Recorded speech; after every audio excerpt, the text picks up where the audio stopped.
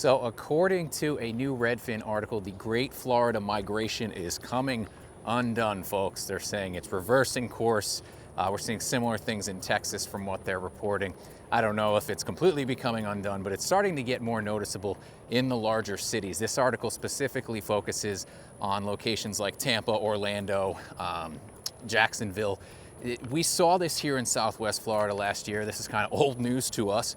We've been seeing the trend reverse pretty steadily over the past year and a half, and I've kind of felt like it's going to spread out to the rest of the state. That appears to be happening at this point. We just got the September data released for the housing market from Florida Realtors Association, and sales statewide of single-family homes are down 12% year over year. That's a pretty substantial drop statewide. Condo sales, even worse, but we'll get into that in another video.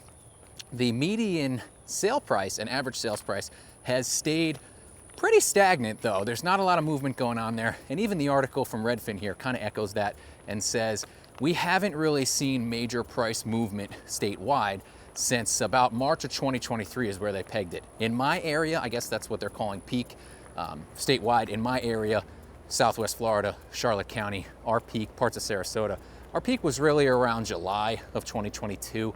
Single family home prices for here have kind of slid 15 to 25% since that time. But statewide, we're just now starting to see some stagnation in pricing and listings start to pile up.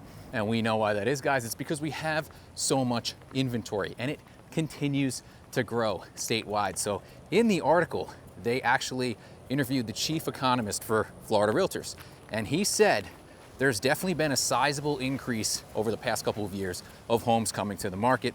We could see price deterioration in some areas, and we've already seen it in some areas such as my location in Southwest Florida, but they think it's going to continue to spread out throughout the state.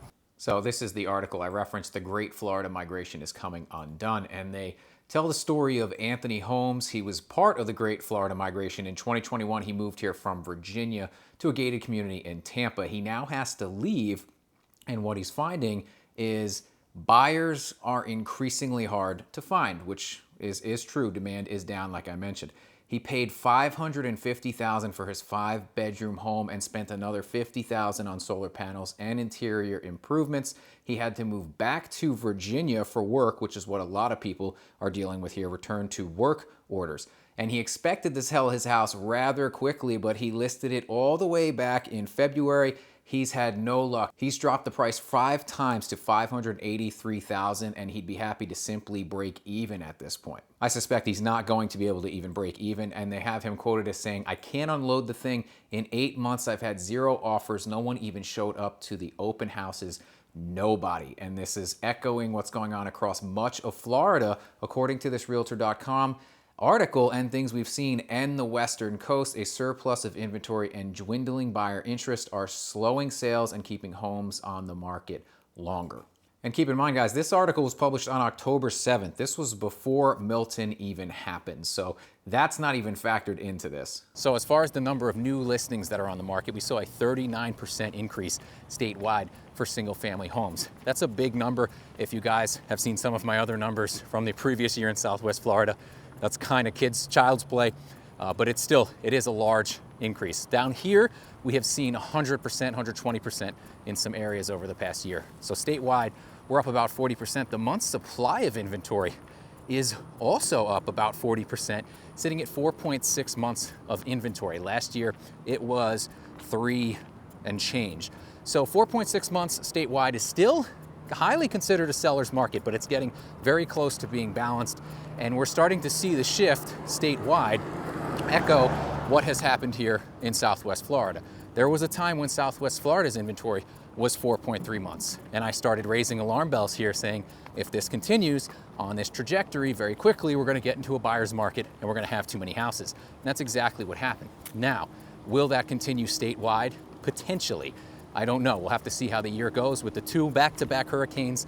You guys know a lot of people are thinking about leaving, so the outbound migration could continue. I don't know if it's going to outpace the inbound migration, but it's certainly not going to be the demand that we've seen over the previous years here in the state of Florida. Now, like I said, in this article, they focus heavily on Tampa. Tampa Bay has been like the West Coast stronghold for housing. The place has been unbreakable, but it's starting to come apart very slowly. Things are starting to come apart at the seams in Tampa for single family and condo. They're still by no means in a buyer's market, but according to the article, about half of the homes listed for sale in Tampa experienced price reductions as of September 9th. That's the third highest share of any US metropolitan area, really only beat out by places like Austin, Texas. So we're seeing in the nation some of the highest amount of price decreases in the Tampa area right now. And this is a struggle I have with homeowners and sellers here to explain to them that what is happening on the southwest and west coast of Florida is really a very unique scenario to the rest of the nation. We have some of the highest inventory increases anywhere in the country. We have some of the highest price drops, or I'd say the biggest price drops anywhere in the country. We have the most selection of homes for a lot of areas in the country as well. And you guys know why that is. We saw a lot of run up here, really unsustainable price run up. Then everybody got smacked with hurricanes, insurance increases, tax increases, and I'll get into the taxes as well because they're absolutely out of control too. So a recent article out of Redfin stating property taxes have surged nearly 60% in Tampa and Jacksonville since 2019. That's crazy, guys. Now, it is obviously occurring all over the country, but these are some of the hardest hit areas. I believe Tampa was in the top 5 nationwide. I want to say they were number 4. I want to say Miami was number 5 in this article, but I'll link all this in the description if you guys want to go into it. So that's definitely contributing to our inventory increase and our price drops. And I mentioned earlier in the video, really the only other place with more price drops was Austin, Texas, and no surprise, Texas is echoing Florida. These were the 2 real big boom states that everybody ran to, and now a lot of people that bought within the past 2 years are selling. Even longtime residents are leaving, unfortunately, for all the reasons we've documented here. But it is not unusual, they say, for many Texans for property taxes to make up 20% of their monthly housing bill. And that's just not the way it used to be. And if you don't have the income to keep up with these kind of increases, you're gonna try to find somewhere cheaper. Where that is, we don't know. I don't know where everybody's going, but they are selling in these 2 states. And that's in stark contrast to the rest of the country, according to this article, where nationwide, property taxes only make up about 8% of your typical housing bill. So almost double in Texas right now. Florida is not quite there, but they're making up for it in insurance. The insurance cost on some places here is astronomical. And in the interest of fairness, guys, what I do like to point out on the channel is while we have seen listings go from the peak of 2021 in Florida, from 35,000 single family homes listed to over 95,000 currently. That sounds like an enormous jump. It is. It's almost 3 times the amount of listings on the market, but that's single family homes. When people pull some of these stats, they leave in manufactured, they leave in condos, apartments, and then that number can seem very inflated compared. When you throw all those types of properties in there, you can get to 200,000 very easily. But I can tell you, it's about 95,000 homes on the market in the state of Florida. And for contrast, after 2008, there was over 250,000 homes on the market in the following fallout in the following years. So we're not quite there. You know, I'd say we are elevated pretty highly above 2019 levels right now, statewide. So there is elevated inventory, but it is not in the realm of something like 2009, 2010. Will it get there? I don't know, but I do have to point that out in the interest of fairness that it's not really even close at this point. Well, looks like I'm just not gonna get any sun here today, guys. For Florida, it's a rare event, but it occurs. And we're right around Halloween. I don't know, anywhere I've lived in the country, I don't know if you guys noticed this, maybe I'm crazy. We'll see how it is this year, but I feel like every Halloween is like cloudy, if not rainy. And from when I was a child, I just feel like it's gonna rain on Halloween. 4th of July too, you're gonna get some clouds. Just seems to happen every time almost. And guys, like I do every month, I will have a full deep dive analysis on the channel about this. We'll go through all the numbers for as many areas as I can cover without making the video 2 hours long.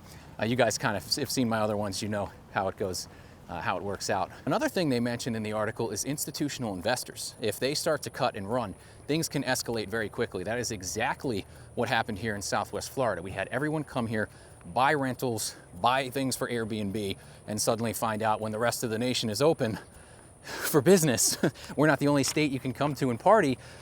Sales go off a cliff. And that's what's happened. And it's put a lot of those homes on the market. They're still coming on. Rentals are still coming on. Airbnbs are still coming on. So this is what they're starting to see in Tampa now.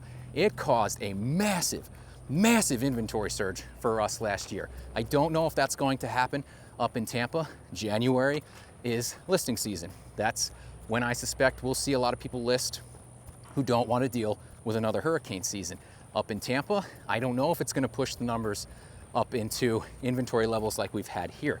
We've actually had a pretty strong inventory constriction down here for a long time. We were over 3,100 single family homes listed. Now we're sitting at about 2,500 currently.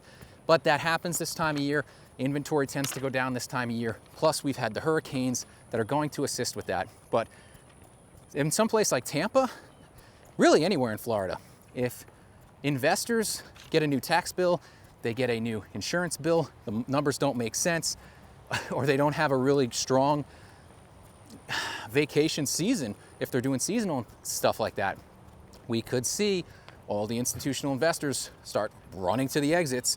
And like Jason Lewis of Parcel Labs says, if they start to ramp up dispositions, it could have a cascading effect on home prices. So if the investors run statewide, yes, you're going to have a huge inventory influx. Prices are going to go down. It's exactly what happened here in Southwest Florida.